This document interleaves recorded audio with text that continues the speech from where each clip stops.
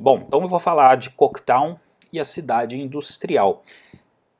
Esse título dessa aula, ele vem de um livro, do livro do Mumford, do Lewis Mumford, A Cidade na História. Coketown, como nós podemos ver aqui nessa ilustração, ele vem de uma obra do Charles Dickens, um famoso escritor do século XIX, falando da cidade industrial, das relações humanas numa cidade industrial tomada ali pelo carvão, pelas máquinas a vapor, daquela primeira revolução industrial. Essa primeira revolução industrial foi a revolução das máquinas a vapor. Depois a segunda revolução industrial veio com a energia elétrica. Depois temos aí a era digital, dos computadores, enfim. Mas nesse primeiro momento das máquinas a vapor, ocorreram transformações drásticas na forma de vida das pessoas nas cidades. O êxodo rural aumentou, as pessoas saíam do campo para ir para a cidade foi crescendo de forma desordenada, periferias. Então vamos ver aqui alguns pontos interessantes desse capítulo e desse momento especial que trata aqui de Coketown e dessa cidade industrial. Bom, vale lembrar da cidade no século XVIII e século XIX, a cidade, vamos lembrar de Paris de Haussmann, mas Paris de Haussmann também tem suas referências na arquitetura barroca, no urbanismo barroco, de abrir grandes avenidas de forma cenográfica, de forma artística, cidades medievais que foram sendo demolidas para a abertura de grandes vias, de grandes bulevares, uma forma de modernização da cidade que também tem todas as suas contradições. Então, o plano barroco, vale lembrar, o urbanismo barroco, ele antecede essas reformas do final do século XVIII e final do século XIX. Temos aí, por exemplo, a cidade de Washington, depois a cidade de Paris. Temos também, como recorda Mumford, a introdução em larga escala das bolsas de valores, que traz aí a regulamentação do mercado no lugar das guildas medievais. Essas guildas eram as associações de profissões, de profissionais. Então, os artistas, os artesãos, os arquitetos, os médicos, cada profissão, o sapateiro, cada um tinha suas guildas respectivas. Posteriormente, isso vai ser substituído em parte dessa função por um sindicato, por exemplo, além de outras instituições que dão assistência. Também temos aí no século XIX essa questão ideológica, muitas vezes, na maioria das vezes, inclusive muito mal compreendida pelo senso comum, pelas redes sociais, do que é capitalismo, do que é socialismo, como que essas forças se encontram, será que são exatamente dessa forma? E temos aí a ascensão das teorias liberais, se a gente for pegar alguns autores como Adam Smith, o Bernard Mandeville, o Adam Smith, já no século XX a escola austríaca, uma importante escola de economia liberal que vai refutar as ideias marxistas, especialmente, e temos as socialistas. Essas socialistas veremos também aqui nas aulas de socialismo utópico em relação às cidades, como que esses socialistas utópicos imaginavam um desenho de uma cidade, de uma sociedade perfeita ideologicamente, utopicamente. Vão existir essas distinções que depois serão colocadas ali por Marx, pelos marxistas, do socialismo utópico, do socialismo científico, mas é um assunto muito extenso. Então vem aí os utopistas socialistas que vão marcar aí um pouco do panorama do século XIX, veremos. Temos a questão das ferrovias que vão alterar especialmente o cenário urbano. A ferrovia ela é fundamental para compreendermos a ideia de subúrbio, que veremos também em uma aula aqui da história das cidades aqui do século XIX. Então as ferrovias vão trazer uma conexão extremamente ágil, não só de várias partes de um país, de um continente, mas também a possibilidade, que vai dar inclusive origem ao metrô, a possibilidade de se trabalhar mais afastado do centro, tomar um trem, tomar o metrô, trabalhar e depois voltar para sua casa em um bairro, em uma região mais afastada.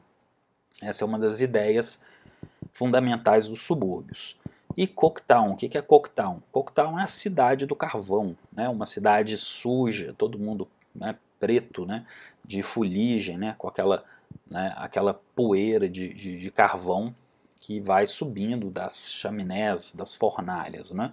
Então Charles Dickens, um importante escritor, ele vai fazer uma obra, né, vai escrever a sua famosa obra Tempos Difíceis, né, que fala de Coketown.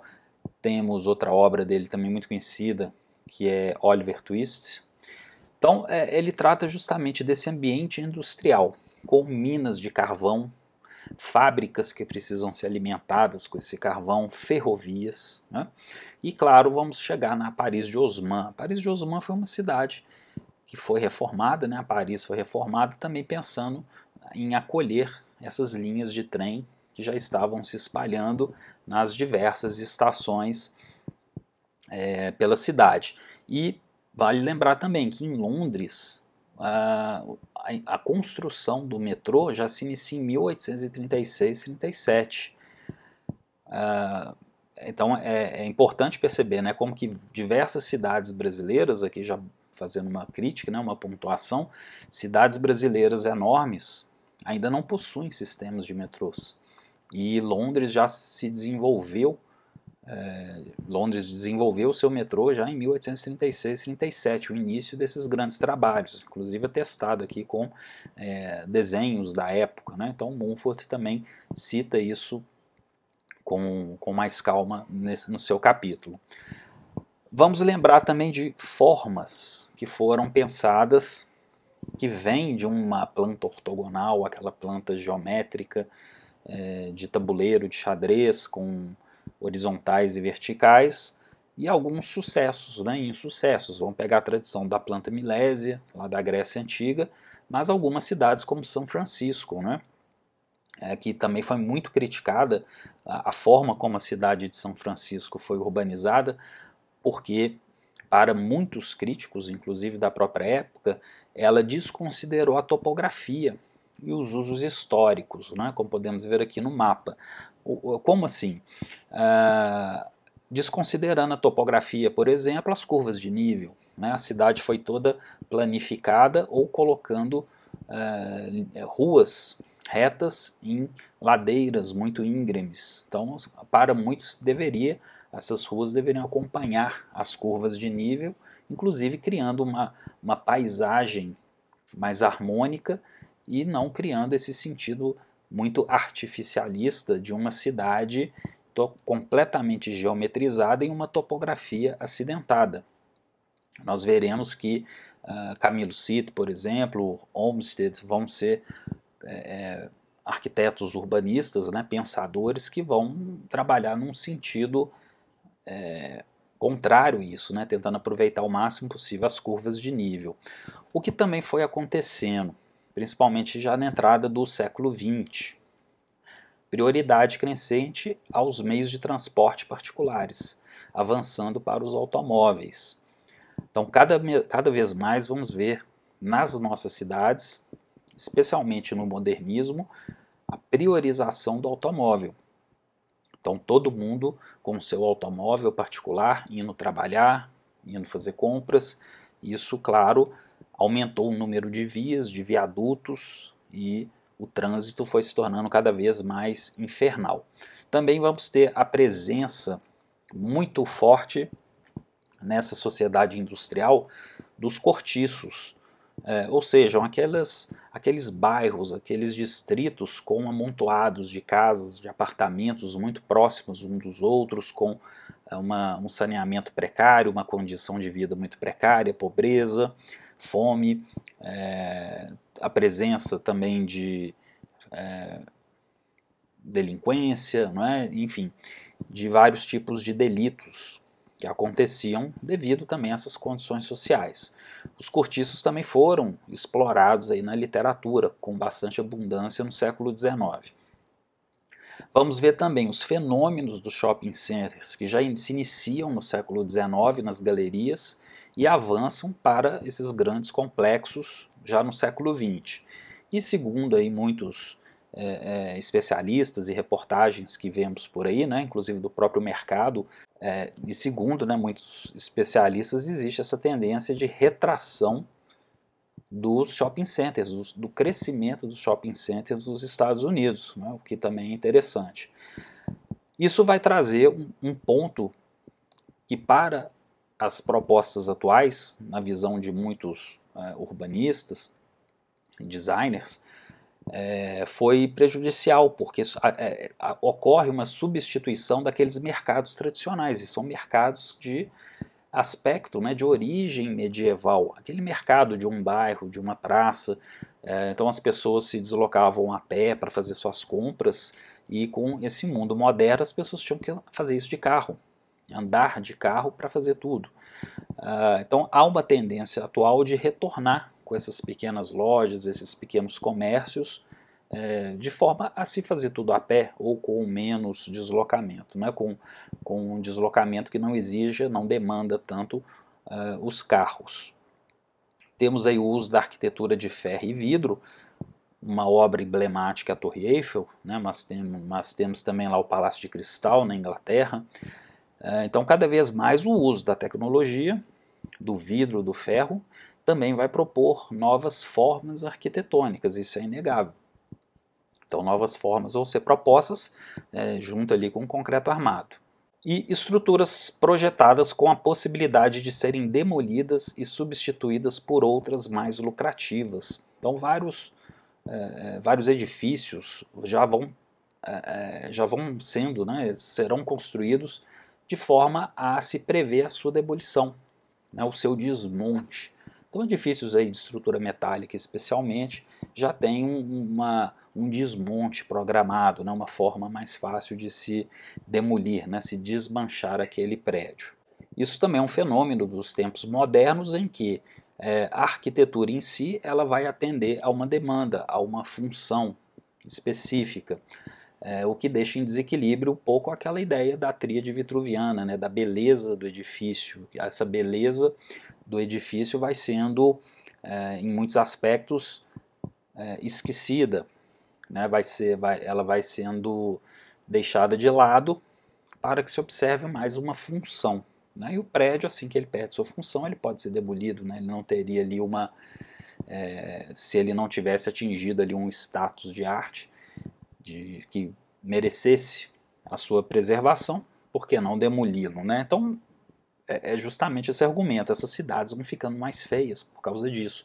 Edifícios sem contexto, sem história, sem beleza, sem uma fachada que atraia as pessoas, apenas galpões comerciais, galpões funcionais. Isso vai deixando grandes áreas marginalizadas. Então isso foi apontado aí por grandes nomes, né, como um dos motivos de deterioração de centros urbanos. Né? Nós vamos ver isso nesses autores, especialmente aí desse chamado aí pós-modernismo em diante.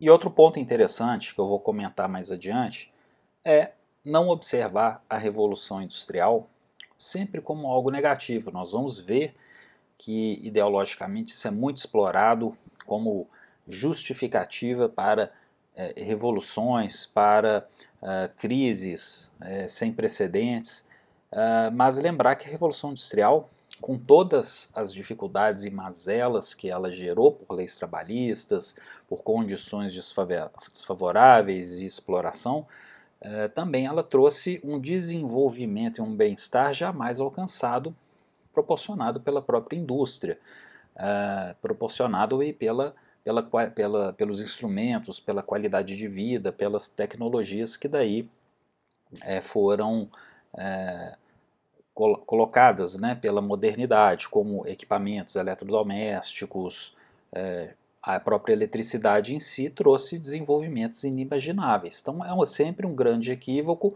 enxergar a Revolução Industrial como algo extremamente maléfico numa relação entre explorado e explorador. Então vamos ficar atento quanto a isso e, como vocês sabem, eu nunca parto por esses lados. Aqui vemos uma gravura, né, de Coketown. né, do livro Tempos Difíceis, do famoso ilustrador Gustave Doré. Gustave Doré é um dos ilustradores de maior expressão da história da ilustração, principalmente aqui de grandes obras como a Bíblia Sagrada, a Divina Comédia de Dante Alighieri e outras obras de literatura. Então vamos ler aqui uma passagem do Benévolo, já na história das cidades, mas que também tem a sua obra lá, né, História da Arquitetura Moderna, onde ele faz uma crítica, inclusive, aos socialistas daquela época. Então vamos ver o que nos diz Benévolo aqui para dar uma luz. A repugnância pela cidade moderna é acompanhada regularmente da lamentação pela cidade antiga, a qual é apresentada sob uma luz excessivamente favorável, frequentemente em patente contraste com a verdade histórica. Engels, por exemplo, no relato sobre as condições das classes trabalhadoras na Inglaterra, tece um quadro idílico e falso das condições dos trabalhadores na idade pré-industrial. A fiação e a tecelagem faziam-se na casa do operário. As famílias moravam sobretudo no campo, na vizinhança das cidades, e os trabalhadores levavam uma existência muito confortável, uma vida pontual e regular, piedosa e honrada.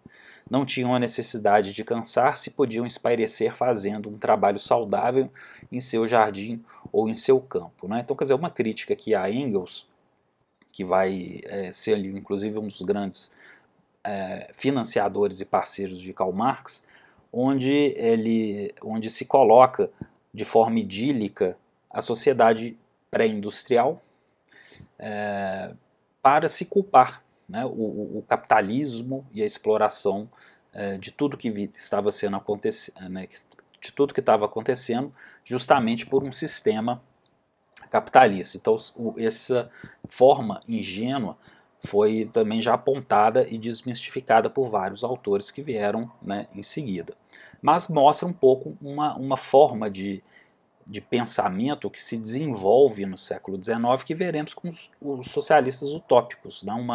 Uma percepção de mundo afetada por uma ideologia, onde a ideologia substitui a realidade. Né? Então, quer dizer, na verdade, Engels aqui, o que o Benévolo também nos traz aqui, que Engels ele substitui uma realidade histórica mais aprofundada por uma ideologia. Então, quer dizer, é encaixar a realidade dentro da ideologia, né, dentro do mundo que ele quer ver, e não um mundo que se apresentava.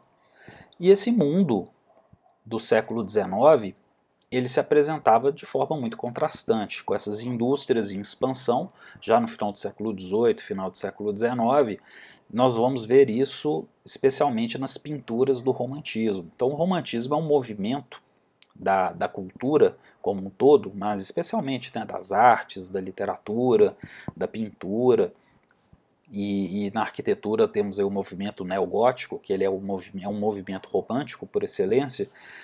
Nós vemos representações de indústrias como algo que se opõe à natureza, algo que se opõe ao belo, algo que se opõe a uma verdade. Então, quer dizer, é claro que nesse primeiro momento das indústrias, a exploração era extremamente excessiva, ainda não haviam leis, regulamentações de mercado, de processo de trabalho, né? Então havia um trabalho infantil, exploração de trabalhadores, longas jornadas, ainda não havia uma estrutura que organizasse melhor e que compreendesse, principalmente, todas essas transformações que estavam vindo de forma acelerada. E, claro, esse é um dos motivos que vai proporcionar a criação, o surgimento de diversas teorias do ramo da linha socialista, né? Considerando aí os utópicos e os marxistas. Essa pintura nos mostra uma mina de carvão, né? Uma indústria que usa o carvão, né? Já alimentada ali com carvão, de fundição, né? Dos metais, da produção do ferro, como praticamente um verdadeiro inferno. Nós vemos ali que as fornalhas da indústria, para derreter os metais, para fazer a forja, fazer os produtos industrializados, se apresenta como praticamente a própria boca do inferno. e que o ideal seria se afastar disso, né? Quer dizer, a humanidade estava caminhando para uma nova ordem, um novo mundo que se opõe àquele mundo medieval, aquele mundo tradicional, né, de uma arquitetura de cidades harmônicas para uma cidade completamente destroçada por uma vontade, né, uma ganância excessiva de recursos naturais e de produção de produtos industrializados, à custa do sofrimento aí de tantos trabalhadores. Mas é uma visão romântica, né, que contrapõe um sentido muito especial de uma visão dentro do romantismo da oposição entre o campo e a cidade. O campo vai ser sempre visto como algo idílico, algo que é mais próximo de Deus, da natureza, enquanto que a cidade é o lugar da corrupção, da luxúria, dos vícios, da ganância. Não é? Então, quer dizer, o próprio lugar onde se fazem as riquezas de forma desonesta. É uma visão muito romântica. Não é? É claro que as coisas na realidade não funcionam assim, mas é uma visão romântica, uma visão poética de um determinado período. Né? Então, vários pintores, vários escritores, intelectuais seguiram por esses caminhos tentando compreender esse mundo, né, que estava em completa transformação nesse momento. Então por isso que nós temos a ideia da música sertaneja. A música sertaneja, aquela antiga, né, aquela tradicional, é uma música que evidentemente fala da vida no campo, né, de como é bom trabalhar no campo, né, ver as forças da natureza, o sol, a chuva, que mesmo na humildade, né, na simplicidade de um camponês, é uma vida muito mais digna do que é uma vida na cidade. Então a própria música sertaneja nos traz ainda um reflexo de uma discussão que volta lá na Grécia Antiga, né, dessa separação entre cidade e o campo. O que é melhor, né, o campo ou a cidade? E esse ponto aqui da Revolução Industrial traz de volta essa série de debates que se arrasta durante o Romantismo. Então, para isso, mais adiante eu vou mostrar alguns pintores que vão retratar a natureza como algo idílico, como algo que precisa ser preservado e intocado. Então, como que vai ser importante essa cultura romântica para entendermos, inclusive, o surgimento dos primeiros parques nacionais, como o Yellowstone, nos Estados Unidos, que ele é fruto também de uma necessidade de preservação de espaços naturais frente à entrada do homem construindo fazendas, mineração, né, expansão de grandes cidades. Então vamos ver isso mais adiante, especialmente na aula de subúrbios. Coolbrookdale é um dos locais que nós podemos falar que é uma referência para Coketown, né? Essa cidade do carvão. Né? Porque Coolbrookdale é um lugar que existe na Inglaterra, nós podemos ver aqui uma foto aérea, é uma vila em Shropshire, na Inglaterra, né? De grande importância na história da fundição de minério de ferro. Então, para quem estuda arquitetura em ferro, as primeiras pontes,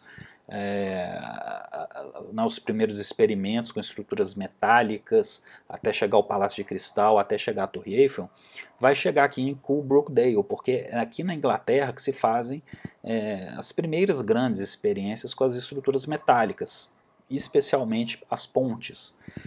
E o minério de ferro era fundido pela primeira vez por Abraham Darby, né, usando carvão de Minas do Vale. Então, uma região aqui muito rica no minério. Então, um dos motivos também da Revolução Industrial ter se iniciado aqui na Inglaterra, né? Dentre tantos outros motivos. E como ele continha muito menos impurezas do que o normal, o ferro era de uma qualidade superior. Então ainda tem essa vantagem aqui. Essa é uma das pontes que todos os livros de história da arquitetura vão mostrar, que é a Iron Bridge, de 1779, né, de Abraham Darby III. Podemos dizer aqui que essa ponte é uma ancestral da Torre Eiffel. Né? É uma ponte já concebida praticamente, né, com, claro, uma parte de alvenaria, mas especialmente a estrutura metálica. Então essa estrutura metálica vai ganhando cada vez mais força, mais potência, e vai se tornando mais presente na arquitetura civil, o que vai também gerar uma demanda maior pela mineração, pela produção de metal, e vai transformar toda uma forma de se pensar a cidade, que agora é uma cidade que vai ter materiais pré-fabricados. Isso também é muito interessante. Os materiais pré-fabricados vão entrar numa linguagem urbana, numa linguagem de construção construtiva, o que vai fazer também que se repense as formas que veremos aí no modernismo, né? O modernismo também se propõe a buscar novas formas que condizem com esses novos elementos industriais modernos. Um dos exemplos é a escola Bauhaus, né, que já conhecemos bem. Então vamos observar aqui mais algumas pinturas de caráter romântico. O romantismo ele privilegia muito essas paisagens belíssimas, oníricas, que retratam muito esse estilo de vida no campo. É um estilo de vida onde tudo se apresenta de forma mais sincera. A própria força da natureza ela é revelada através do olhar desses pintores. Então é também um movimento bastante ideológico no sentido de se idealizar a vida no campo, de se idealizar as paisagens como manifestações do sublime, né, daquilo que também vai ser visto nas tragédias naturais. As forças naturais como vulcões, furacões, vão também mostrar a pequenez do homem diante da grandeza da natureza. Então a natureza sempre vai ser um tema especial dentro do romantismo. E nessa pintura aqui do Thomas Peter, vista de Kersal Moor, né, em direção a Manchester, cerca de 1820, ainda nós vemos aqui uma paisagem campestre, né, uma paisagem praticamente ainda medieval, né, uma paisagem antiga, com os pastos, né, com os seus bosques, né, vemos ali a presença de uma cabana rústica. Então o romantismo também vai muito nesse lado, né, de apreciar essas cabanas rústicas. Os contos de fadas também são muito presentes aqui no período do romantismo, mas essa paisagem já está prestes a se modificar. Por quê? Manchester é uma cidade industrial que está desenvolvendo uma indústria rapidamente. E toda essa paisagem, em breve, será tomada por fábricas, né? Então, quando nós chegamos aqui, é o mesmo cenário. E agora, o que nós temos em 1857? A presença avassaladora das chaminés.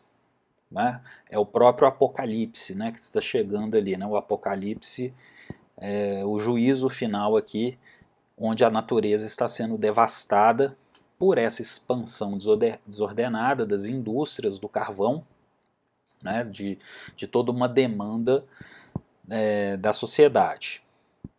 E nós podemos ver até alguns personagens, se observarmos aqui no canto, ainda um resquício de manifestações lá do período rococó, aqui também do romantismo, das pessoas contemplando a paisagem.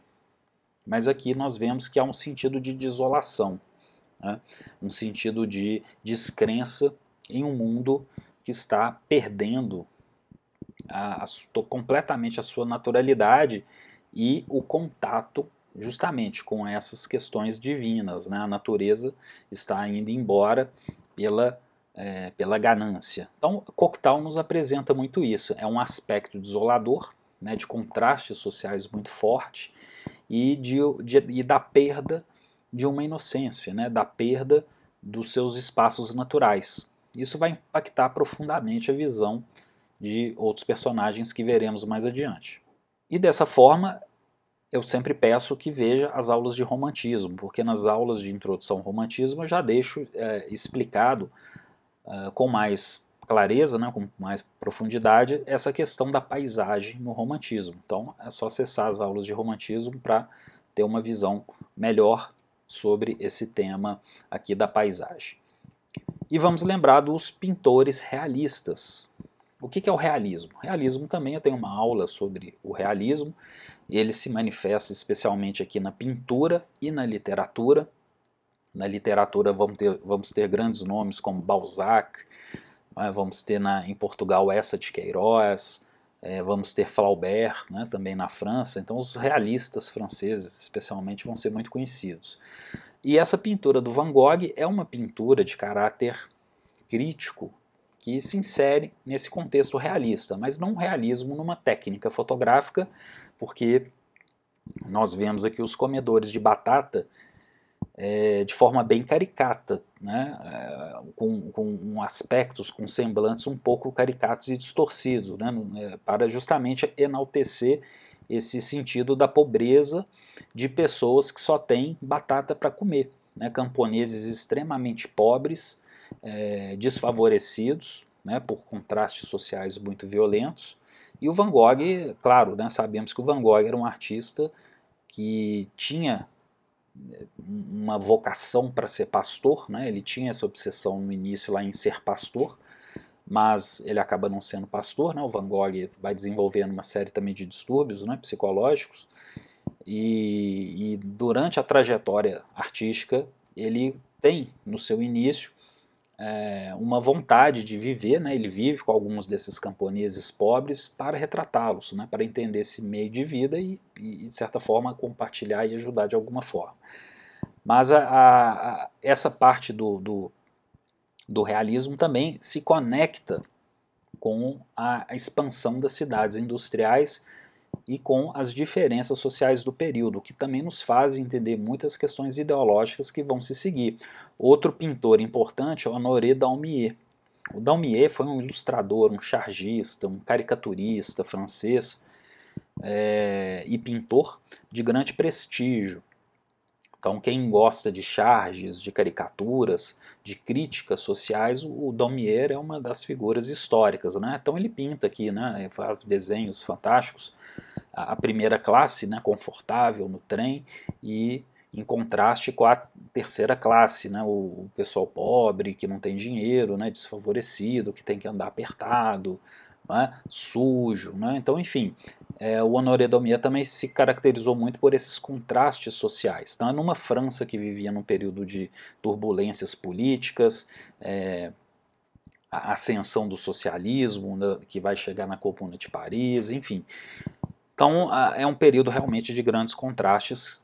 Então, dessa forma, nunca analisar o urbanismo, a arquitetura, a expansão das cidades, sem observar o que os artistas e os pintores e os escritores estavam fazendo na época.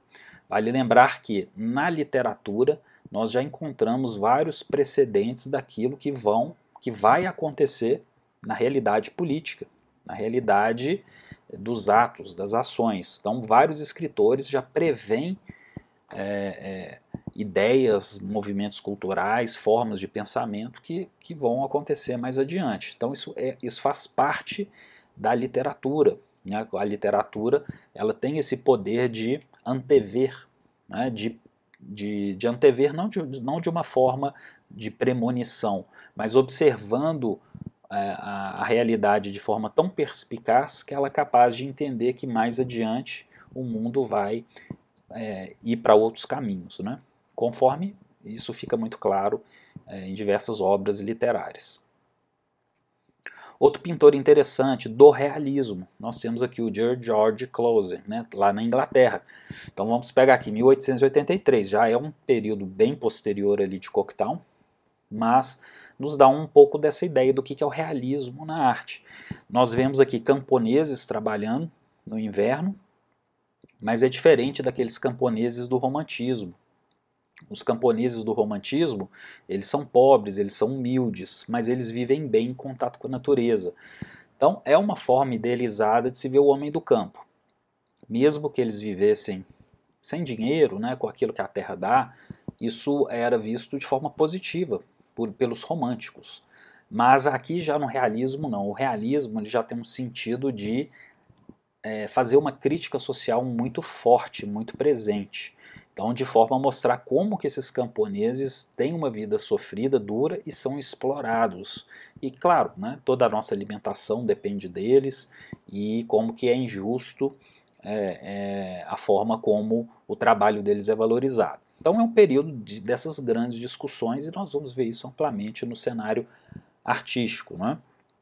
Então existem escolas de pintura, né, que nós vamos poder perceber, por exemplo, a questão não só das paisagens inglesas, mas também temos a escola de Barbizon na França, Millet. Millet vai influenciar Van Gogh, por exemplo, né?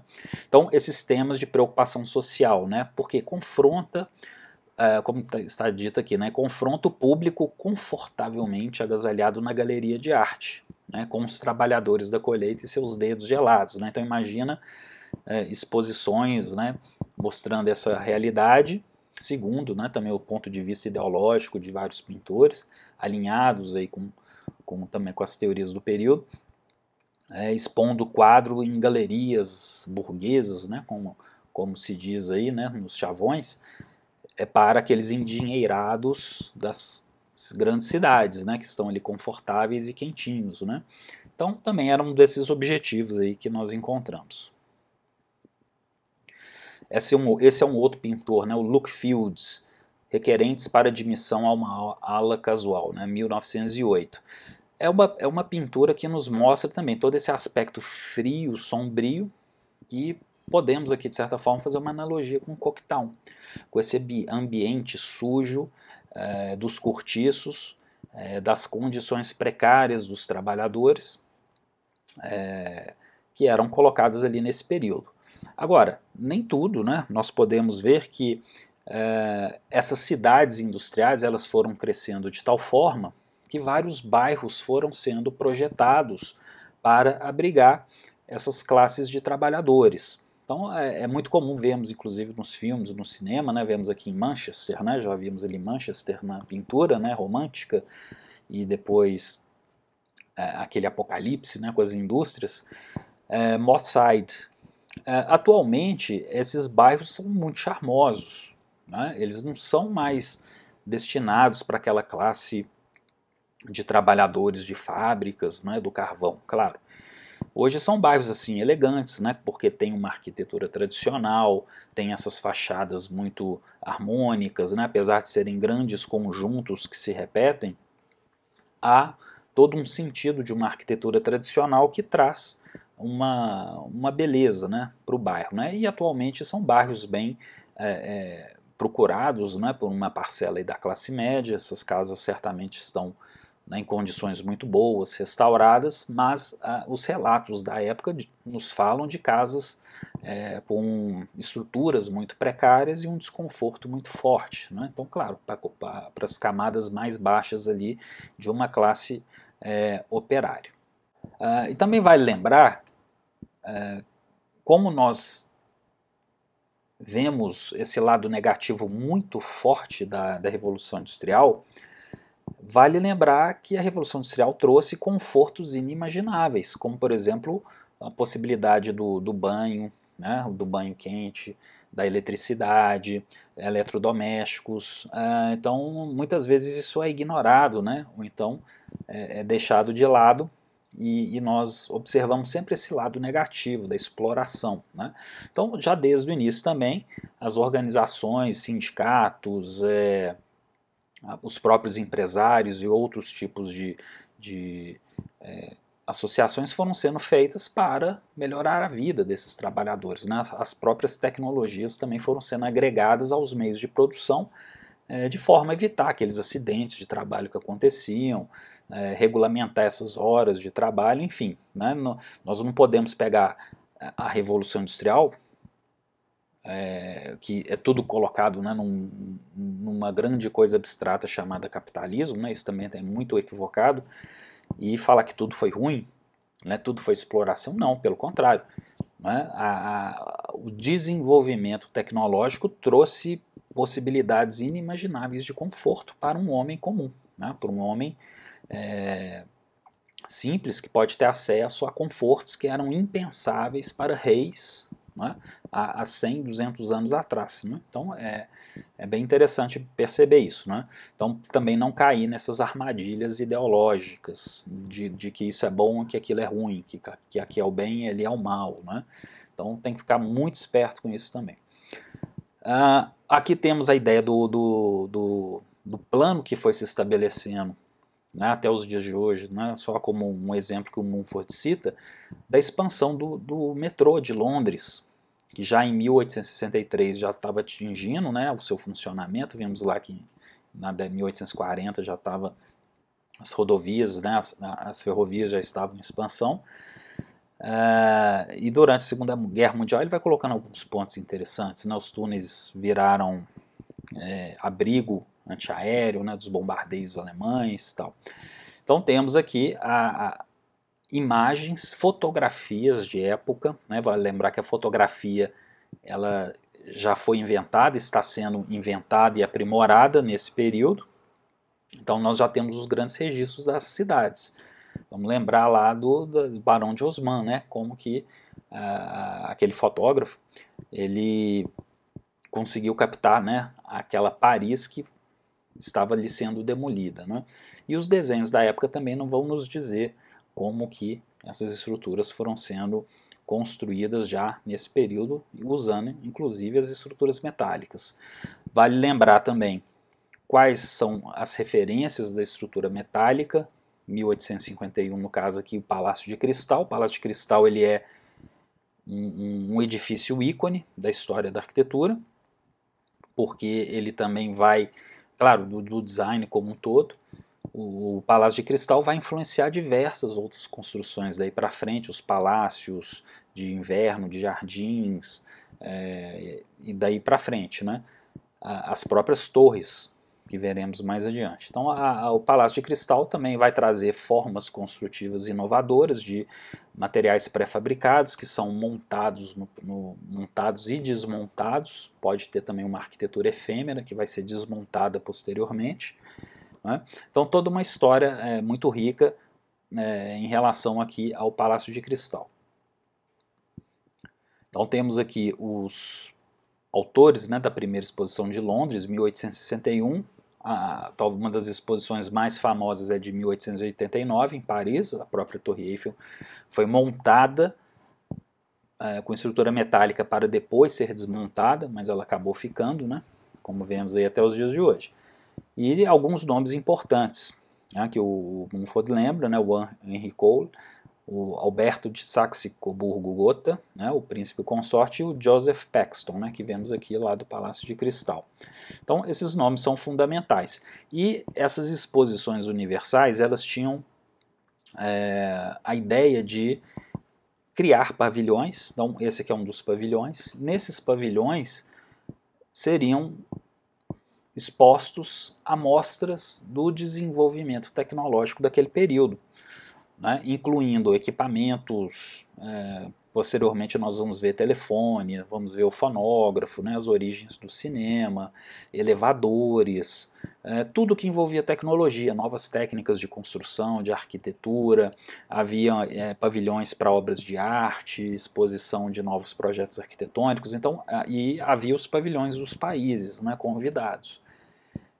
Então tinha lá o pavilhão da Inglaterra, da França, da Alemanha, né, dos países que estavam ali participando, né? O próprio Brasil também já teve exposição universal. Então isso foi uma tradição. Então esses prédios, por si só, já eram amostras da tecnologia do período. Então era sempre o high-tech da época, né? Então o Palácio de Cristal, ele era a arquitetura high-tech do seu período. Aqui é uma fotografia que nos mostra como era um interior, né? Esse palácio depois ele foi desmontado, teve um incêndio, né? Quer dizer, ele se perdeu nisso ali depois, mas ele também foi projetado para ter jardins internos, né? Fontes, né? Enfim. Nos lembra muito também uma planta basilical tradicional, né? Uma grande nave central, naves laterais. Então há uma reverberação de tradição na arquitetura, mas obviamente o que nos chama atenção é que gradualmente a arquitetura industrial ela vai se assimilando muito com a arquitetura civil, com a arquitetura do cotidiano. E, como sabemos, isso vai ter um ápice no modernismo, né? Com a própria Bauhaus ali, com o funcionalismo, com Corbusier e tal. Então é uma tendência que era inevitável, né? A arquitetura do ferro e do vidro, de todo esse ambiente aí que vem nessa pegada aí de Cocteau, né, da Revolução Industrial, vai chegando cada vez mais perto disso que nós presenciamos ainda, em parte, aqui nas nossas cidades.